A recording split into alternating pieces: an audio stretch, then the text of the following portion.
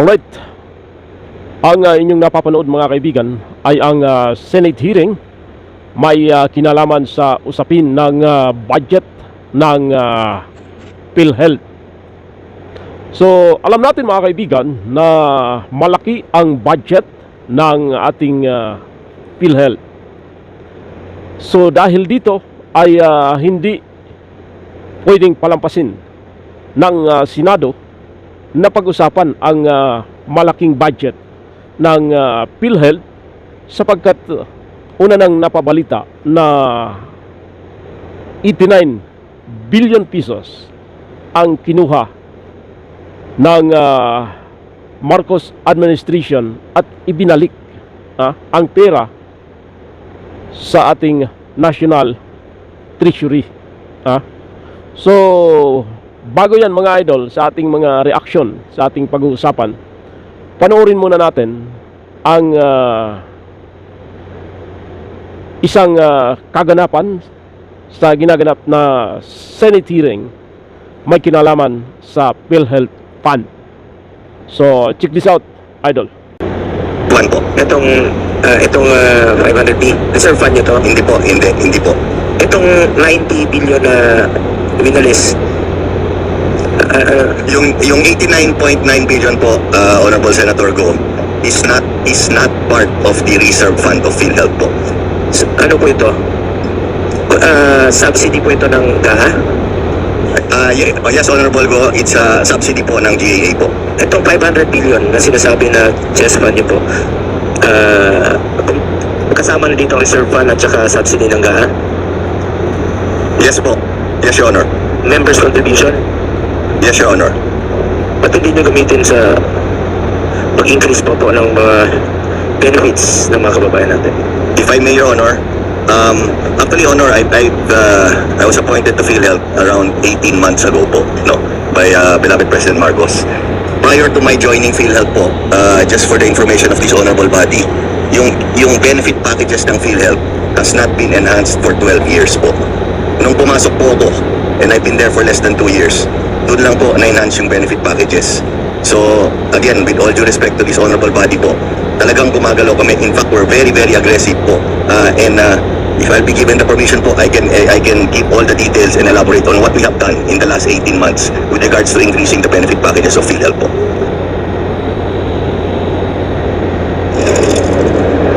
Akala ko noon, wala na kayong pera. So ngayon, 500 billion pa pala ang pera ninyo.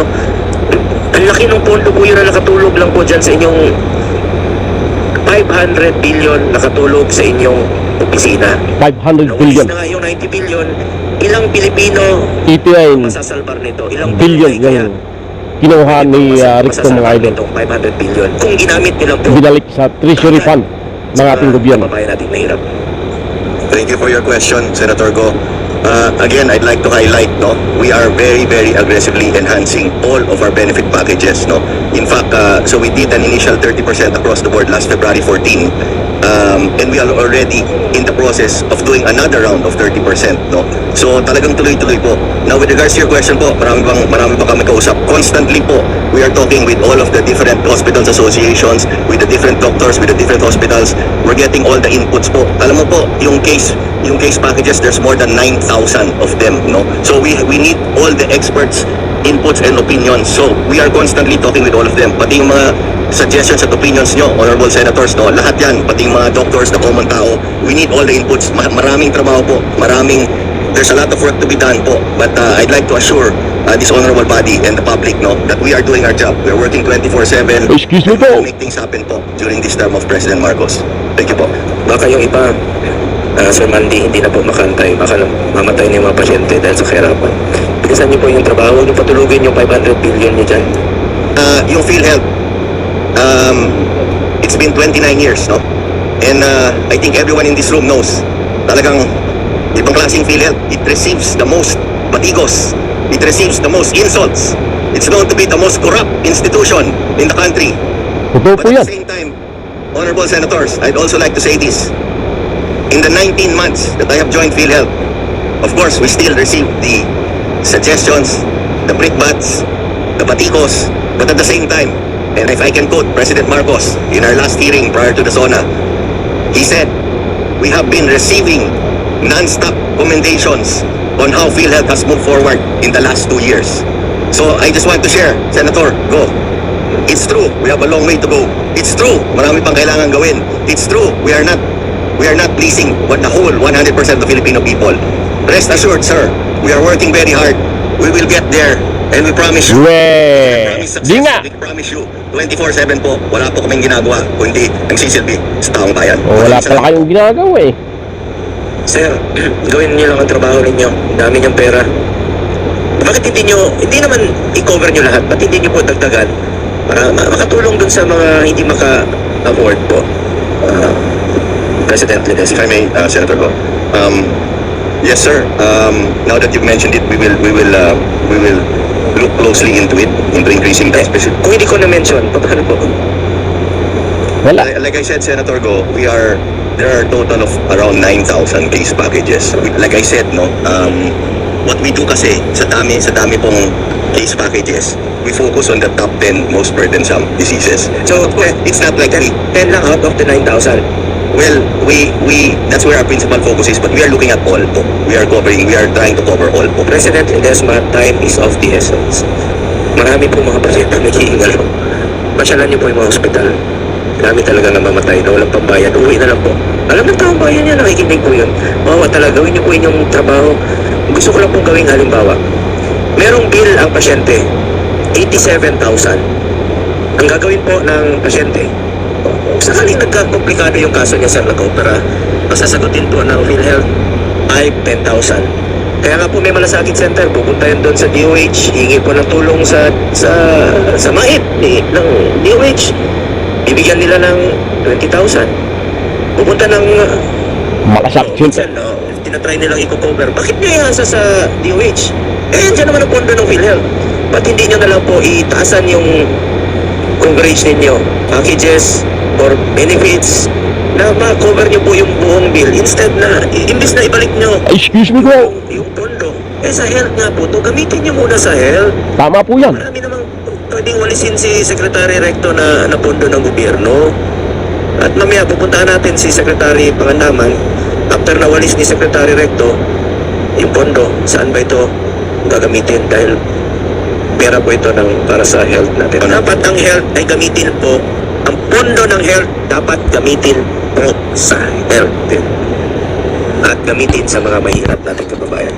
Kasi sabi mo, sa dialysis session, nagdadagdag kayo. Nakita ko yung billboard mo, dagdag na dialysis session sa PhilHealth. Totoo ito. Totoo po. Alam mo, ano na po yan? That is good karma, sir. Marami kang matutulungan po. Mas importante po ang good karma sa buhay natin po. Alam mo, pag nakatulong ka sa mga pasyente, babalik po sa iyo ang lahat, sir. President Ledesma, I just hope na hindi lang kami pinapakinggan mo dito. Sana pakinggan mo rin yung sinasabi ni Dr. Dance, Senator Bato de la Rosa, mga idol. ni Dr. Liatson. Lang, para pakonsider nyo lahat. Can I reply briefly, Can I just reply? Sige, go ahead po. Sige, sir. Thank you very much for the comment, Senator De La Rosa. No, again, I just want to assure yourself, Chairman Go, and the Honorable Committee, no, kami po ni yung Chairman ng Board, si Sec. Ted Boss at DOH Secretary, we are constantly in touch, no, 24/7. We are constantly po yan. Thank you kung ginagawa mo yan. Salamat. Basta yun lang ang sa akin. Pakinggan mo rin sana yung mga side nila. Huwag lang kami, ha? Yun lang. Okay. Nagkaroon ba tayo ng enough information campaign that everybody, all members, all Filipinos are now entitled to free consulta package, yung annual check-up, lab tests, and everything. Medyo nagkukulang kasi ang kulang talaga ng gobyerno natin. Ang dami na natin programs. But we Excuse me are bro. short of information. Yun lang po. Sige, tanungin natin si... Thank you, Sen JB, for the question. No, like I said, no, ever since I joined in the last few years, we're really aggressively pushing and improving this consulta program. It's actually a very good program, no. Kasi sabi nyo kanina may excess funds, no? That's why it was remitted to the National Treasury for other purposes. Kaya lang, doon po sa inyong sinabit sa amin, doon sa UAC amendments, para lumalabas doon sa mga scenarios, meron pa rin kayong kulang, no? Kumbaga, kailangan i-subsidize pa rin, no? Like for 2024, mga 70 billion, kung sa kasama kang adjustment, noong 2025, Meron kayo kung hindi mag-adjust, 13 billion, 70 billion, 107 billion, and so on. So ang tanong ko lang, Mr. Chair, kung merong excess funds, bakit po, dito sa inyong projected benefit payments na sa mga darating na taon, magkakaroon po tayo ng deficit, no, doon sa mga premium payments, kung kulang. Pero sabi niyo, may excess funds tayo. Concerned ako, Mr. Chair, because we want also to... Thank you. Actually, maganda yung question nyo, Your Honor, no? With your permission, we just want to gather kasi all the data and then can I revert on your question? Pero naintindihan ko yung tanong nyo po. Actually, maganda yung tanong nyo, no? Can we just be allowed to put together some data and then we will revert po? Yes, Pag-upo mo, President Ledesma, maraming pondo ang PhilHealth. Am I correct? Sabi ni Secretary Recto.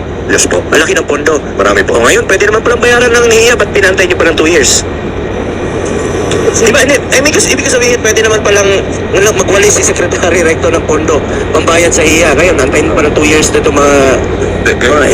With the permission, Chairman ko, ngayon lang kasi lumabas sa General Appropriations Na pwedeng gamitin. na pwede namin gawin ito. Secretary Recto, let me be clear with you. Yes, sir. Yung sinabi mo kanina, kung utusan po kayo ng Kongreso, pwede nyo naman pong gawin yan. Kayo po ang implementing arm. Kayo po ang executive. Kayo po ang pwedeng gumawa ng paraan dyan. No? At naayon lang po sa batas. Ito naman, halimbawa, itong sa PhilHealth natin. Bakit hindi nyo na lang po atasan, no? At bago nyo kunin ang pondo ng PhilHealth, dalawang priority po dapat nyo unahin. Maaari ba, nagdagdagan nyo pa ang mga dagdagan nyo po yung case packages ninyo, sobra-sobra yung pondo nyo, and baka pwedeng i-reduce nyo po ang contribution ng member. Malaking tulong po yun sa mga mahirap. Dahil ang hirap pong bumunot ng contribution. Tama po yan. Paano nalaman ng Pilipino ngayon? Ang laki pa pala ng pondo ninyo, tapos bunot sila ng bunot. Ano, 1,200? Ang sakit nun, ha? Ang sakit nun, tapos makikita nila may 500 billion pang PhilHealth. Tapos ngayon, wawalisin lang po ng DBM. Naintindihan ko po trabaho ni Secretary Recto, pero gawin niyo po inyong trabaho, President Ledesma. Andyan po yung pondo, 9,000 po na case packages o case rates ang inyong pinag-aaralan. Hirap pa yun ipatupad, President Ledesma. Can I respond, Senator? Sabi nga niya, may computer naman, aralan niyo, pwede na to. Ano gamit?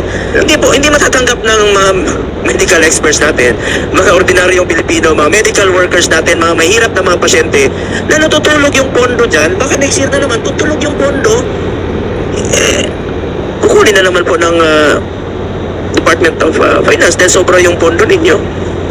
Can I respond, Senator? Sige po. Yeah. Thank you, Senator. To your three questions, no. The first is, ba't hindi nabayaran? Kasi diba, we're waiting for the GAA, yung enabling law, no. The second is, could we bring down the premium contribution rates? I agree with you po, 100%. In fact, we at PhilHealth, upper management, will recommend to President Marcos that we bring down the premium rates, no. And thirdly, most importantly, you're mentioning, Senator, we hear you loud and clear. Bakit kayo hindi 9,000 yung case rates? Kung malaw kayo, ba't hindi kayo nagtatrabaho? Last February 14, Senator Go, just to clarify, no, when we increased the case rate packages, it was almost across the board, Senator Go, no, which means all 9,000 case rates, almost all, were adjusted, no. So we did that last February 14, Valentine's Day po, on almost across the board 30% increase, and now we are in the middle of studying another round of 30%. That 30%, Senator Go, with all due respect, is across the board, meaning lahat po ng 9,000 case rates, apektado po dyan, diba? Yes, of Tingnan course. talaga namin po lahat, no? It's almost across the board. Thank you very much, Senator. Sabi ni President Marcos sa SONA niya, bago matapos ang taon, may samang benepisyo ng PhilHealth ang chemotherapy para sa cancer sa baga. Atay, ovarian, prostate, di ba? May sama rin po ang benepisyo para sa mga children with disabilities. Pwede pala. Yes po, actually, pwede. Actually, Pwede naman pala, di gawin mo. Ang dami pang pwedeng gawin. Ang dami pa. Actually po yun, as the Senator, with all due respect, nung minention po yan ni PBBM sa SONA, kami po nagbigay sa kanya ng information, yung timetable, as to when this case packages will come Kaya nga out. So, pwede nga pala. yes po, Pwede mo. Gawin niyo po yung trabaho niyo. Pwede pala. Magamit niyo po yung pondo ninyo na 500 Mr. Chair. Yes po, we shall do po, we shall comply po. Lahat ng Pilipino pumupunta ng dentist dapat yan. Pero yung iba, ayaw na lang dahil walang pambayad. Tama. Actually, thank you, Yusek Chong. Thank you, Senator Go. So just to add, that the dental, nag-usap po kami ni Yusek Chong, no? Just to add, that dental package will be part of our consulta program before the end of the year, no? So makakasama na po siya. So ngayon pa siya. Yes po. Bakit wala pa yung programa para libreng pustiso? Sa Wala naman. minimum wage earner. Saka talagang member ng PhilHealth, alamat idol. Wala naman dapat copay na. Ba't di ka na-concentrate dyan? Marami tayong mga senior citizen na mawalang mga ngipin. So baka pwede kayo magkaroon ng programang ganon na free. May lumapit po sa akin sa Cebu. Ako pa mismo naghanap ako ng murang dentista doon kasi yun ang ni-request sa akin na magpalagay ng pustiso. Pasubo ako, sarili kong sweldo binayad ko doon sa pustiso.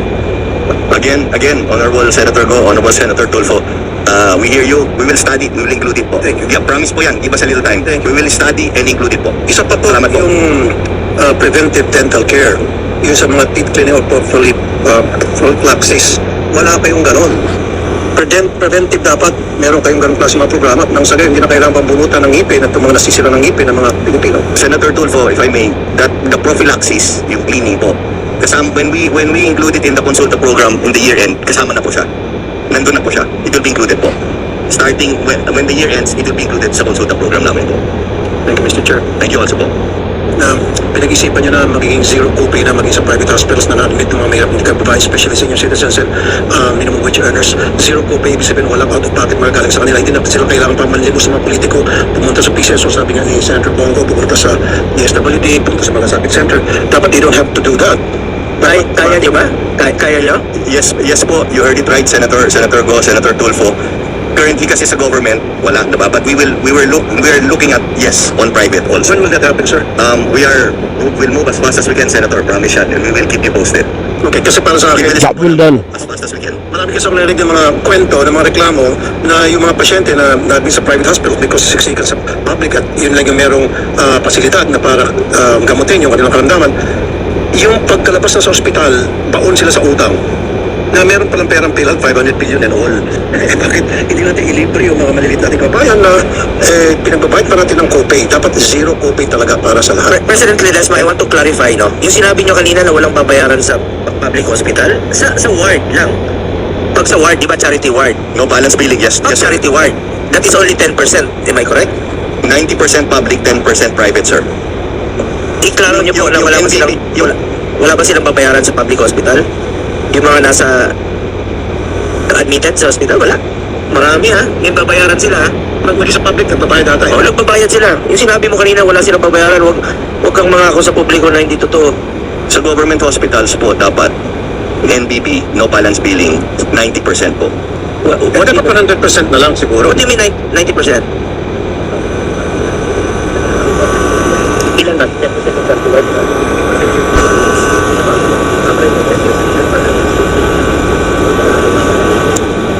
Makasigit sa Mr. Ledesma, gusto ko pa rin mga yung mga medisina, Senator, just to answer your last question, we'll work as fast as we can, pero siguro, a realistic timetable, Senator Tulfo, will be maybe around 6 months po before we can start implementing. singit isa pa. Dapat yung mga medisina na reseta ng mga doktor, ilibre na rin sa mga mahirap nating kababayan. Yung mga admitted, tapos may mga gamot na dapat ibigay sa pasyente o nireseta ng doktor. Dapat libre na yun, especially sa mga maintenance. Dapat libre na yun. Gamitin niyo po yung pera ng PhilHealth na malibre. Yung may, sorry sir, Ito gusto ko based on my experience, sa kakaikot ko sa mga hospital, punta ka ng heart center. Nakapunta ka ng heart center. yes po, Nakapunta ka na. yes po. Ba't marami pa rin humingi ng tulong doon sa mga billing nila? Kung pumunta ka ng PGH, pumunta ka sa mga government hospital, marami pa rin humingi ng tulong sa billing nila. Hindi talaga totally libre. Pakisilip naman po, President Ledesma. Okay po. Dumaan ka ba sa pagiging mahirap? Ito totoo lang, honest answer. I don't think so po.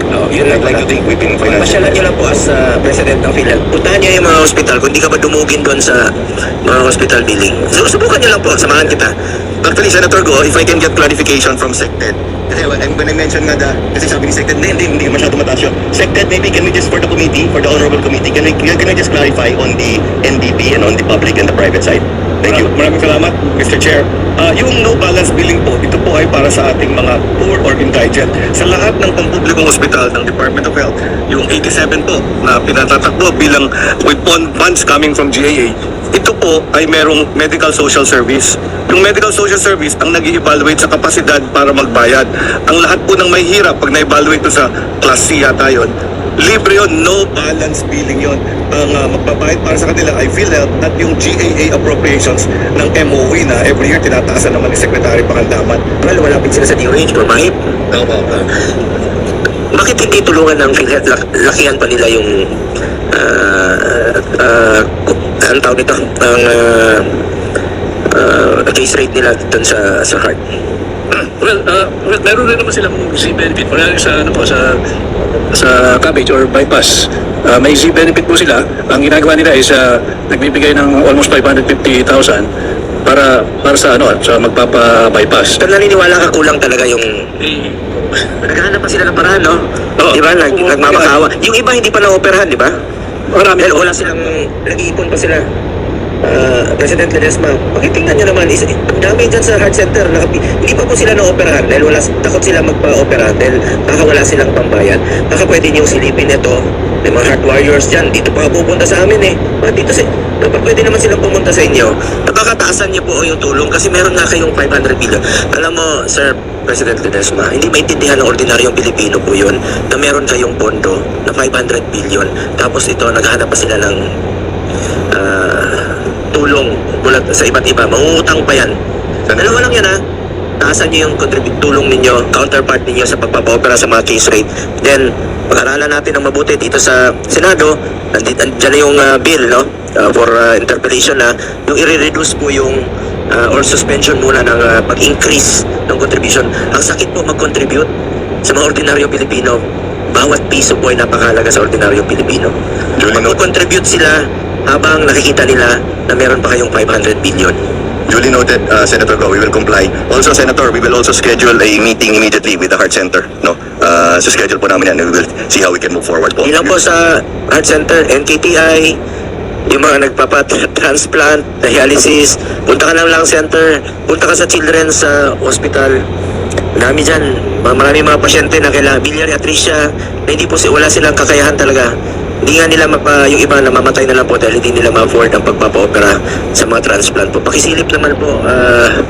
Ayan lang po ang pakiusap ko sa inyo, President Manuel Ledesma. We shall definitely comply, Senator Go. Gamitin niyo po ang pondo ng PhilHealth sa health po. Tulong sa mga mahirap. Pera po ng tao yan. Ibalik niyo po sa tao yung pera ng tao.